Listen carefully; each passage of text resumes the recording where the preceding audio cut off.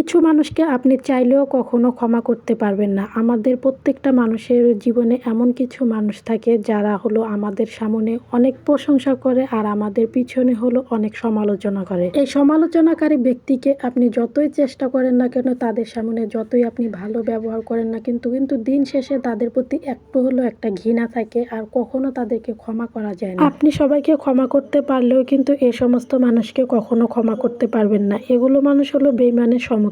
আমি শুধু একটা কথাই জানি যে পৃথিবীতে সবাইকে ক্ষমা করা গেলেও কিন্তু বেঈমানকে কখনো ক্ষমা করা যায় না, এটাই বাস্তব। আমাকে যারা লোক দেখানো আমাকে নিয়ে ভালো মন্তব্য করে সামনাসামনি এবং পিছনে যারা আমাকে নিয়ে সমালোচনা করে তাদেরকে আমি বিন্দুমাত্র পছন্দ করি না। কিন্তু এ সমস্ত মানুষ আপনি দেখবেন যে আপনার নিজেদের আত্মীয় স্বজনদের মাঝে পাবেন, অন্য সাইটের মানুষ এগুলো একদমই পাবেন না। যারা আপনার ফ্যামিলি রিলেটিভ এ সমস্ত মানুষদের মাঝে এসব খুঁজে পাবেন। নিজেদের মাঝে শত্রু না থাকলে কখনো কেউ আপনার ক্ষতি করতে পারবে না। যখনই দেখবেন যে আপনার আত্মীয় স্বজনের মাঝে আপনার শত্রুতা আছে তখনই দেখবেন আপনার কোনো ক্ষতি করতে পারতেছে। আদার্স মানুষ কিন্তু আপনাকে কেউ ক্ষতি করতে পারবে না। জীবনে চলতে চলতে কত মানুষের সাথে যে পরিচিত হয়েছে, কত মানুষ চেনা হয়েছে, কত কাছের মানুষও পর হয়েছে, আবার পর ও অনেক আপন হয়েছে। এটাই হয়তো মানুষের জীবন, যে মানুষের সাথে চলাফেরা করতে করতে অনেক মানুষের সাথে বন্ধুত্ব নষ্ট হয়ে যায়, আবার অনেক অপরিচিত মানুষের সাথেও বন্ধুত্ব তৈরি হয়ে যায়। মানুষের সাথে যত বেশি মেশা যায় তত মানুষ চেনা যায়, আর যখনই দেখবেন একা থাকার চেষ্টা করবেন তখন কিন্তু আপনি কাউকে চিনতে পারবেন না। তাই আমি মনে করব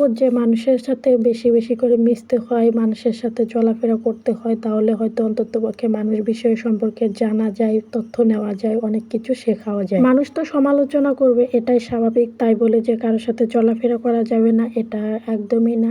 সবার সাথে চলাফেরা করতে হবে, যত বেশি মানুষের সাথে মেশা যাবে তত মানুষ সম্পর্কে জানা যাবে, অনেক অভিজ্ঞতা হবে। যাই হোক, আপনাদের সাথে অনেক গল্প করলাম। তো কার রোজা কেমন কাটতেছে, অলরেডি তো 16টা রোজা চলে যাচ্ছে, তো এখন কার রোজা কেমন কাটতেছে কমেন্টে অবশ্যই জানাবেন। একদিকে কিন্তু গল্প হচ্ছে, অন্যদিকে কিন্তু রান্নাবান্নার কাজও হচ্ছে, দুইটা কাজ একসাথে হয়ে যাচ্ছে। কয়েকদিন থেকে রোজাটা কিন্তু অনেক পরিমাণে লাগে। প্রথম রোজাগুলো এত কষ্ট হয় নাই, তবে এখনো রোজাগুলো অনেকটাই কষ্ট হয়ে যাচ্ছে। দিন যত যাচ্ছে তখন মনে হয় কষ্টের পরিমাণটা একটু বাড়তেছে। এখন তো দিন অনেকটাই বড় হইতেছে, আর কয়েকদিন থেকে রোদের তাপমাত্রাটাও অনেক বেশি লাগতেছে। মনে হইতেছে গরম খুব তাড়াতাড়ি পড়ে যাবে। শীতকালের চেয়ে গরমকালে বেশি কষ্ট হয়ে যায়, আর আমার কাছে শীতকালে বেশি ভালো লাগে। এখানে মুরগির চামড়া আলু দিয়ে রান্না করা হচ্ছে, তবে এটা আমার এত বেশি পছন্দ না। আমাদের বাড়িতে সবারই অনেক পছন্দ, তবে আমি এতটা খাইতে পারি না, আমার কেন জানি বেশি ভালো লাগে না। তো অলরেডি কিন্তু কথা বলতে বলতে আমাদের রান্নাবান্নার কাজও শেষ হয়ে যাচ্ছে। আর যারা আমার ভিডিওটা নতুন দেখতেছেন আমার পেজটা ফলো দিয়ে পাশে থাকবেন। সবাই ভালো থাকবেন, সুস্থ থাকবেন। দেখা হচ্ছে আপনাদের সাথে নতুন কোনো ভিডিওতে। আল্লাহ হাফেজ।